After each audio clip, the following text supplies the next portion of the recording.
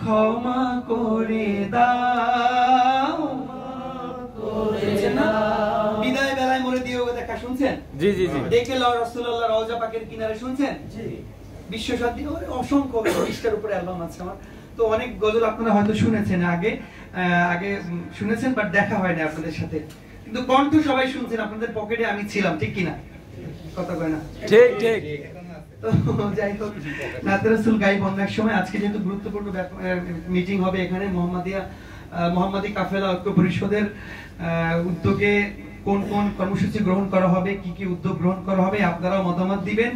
এটার উপরে ভিত্তি করে সামনে কর্ম পরিকল্পনা হুজুর ঘোষণা করবেন, আমাদের কামরুল ভাই ঘোষণা করবেন।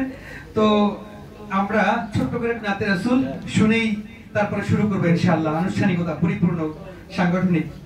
তো পরিচিত নাতে রাসূলের মধ্যে আছে ত্রিভুবনের প্রিয় মোহাম্মদ, ওইটা দিয়েই শুরু করি। আমার গলার অবস্থা ভাঙা, দেখতেই পাচ্ছেন। আজকে জুলুস ছিল ঈদুল নবী, সেখানে চিল্লায় গাইতে হয়েছে। নরমাল মাইকের কি অবস্থা বুঝে নিত। তো ত্রিভুবনের প্রিয় মোহাম্মদ, সবাই পারি তো ইনশাআল্লাহ? নবীর আগমনে শুধু কি ত্রিভুবনই খুশি হয়েছে নাকি আমরাও খুশি? আমরাও খুশি।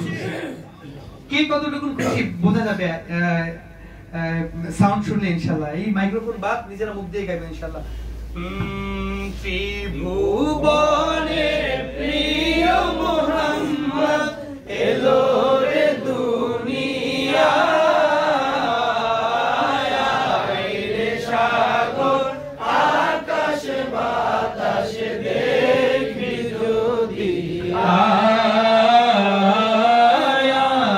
রে সাগর আকাশ বাতাস দেখবি যদি।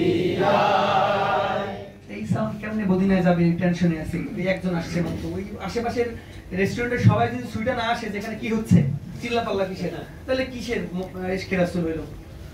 আল্লাহ রাসূল বলছেন, ইন্না লিল্লাহি মালাইকাতু সাইয়্যাহিনা ফিল আরদ ইউবাল্লিগুনা মিন উম্মাতিস সালাম। নবীর শানে কারা দরুদ পড়ে, গজল গায়, কতটুকু মহব্বত নিয়ে গায়, এটা কি করতেছে? ইউবাল্লিগুনানি, আমি নবীর কাছে সেটা পৌঁছায় দেওয়া হয়। সুবহানাল্লাহ। তা আমরা যদি মহব্বত, প্রেম, ভালোবাসা নিয়ে না গাই, তাহলে কেমনে পৌঁছাবে সেটা? প্রাণ খুলে গাওয়া যাবে না ইনশাআল্লাহ? প্রাণ খুলে। ত্রিভুবনের প্রিয় মোহাম্মদ এলো রে দুনিয়া,